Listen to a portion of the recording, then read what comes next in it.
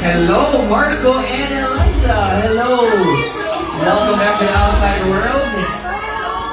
Everyone is here for you. Para sa akin naman po, isang bagay na mas Gonzales yung tawanan namin yung mga simpleng ginagawa namin despite every hardship na pinagdaanan namin nasa household. Nagagawa pa rin po namin hanapin yung saya sa kabila ng mga pagkakas. Maraming salamat, Marco and Eliza. Pero syempre, nandito rin ang mga mahal ninyo sa buhay para salubungin kayo. Mommy Sol, Marco, Ate Chelsea of Eliza.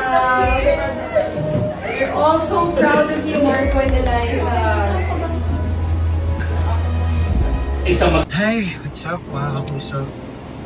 I'm back. Papasalamat pa rin ako sa inyo na sa span of a month napag-stay ko sa'yo. Na sinaportahan niyo ako. At sana hindi ko kayo biligo dahil yun yung work ko everyday.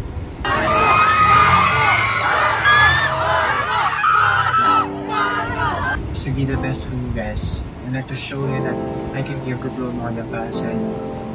Because I love you. And from the bottom of my heart, I just really wish na I was able to stay para mas may pakilala ko sa inyo, yung ako na ako lang. Salamat.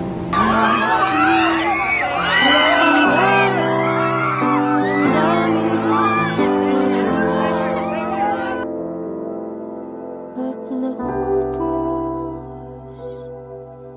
naubos,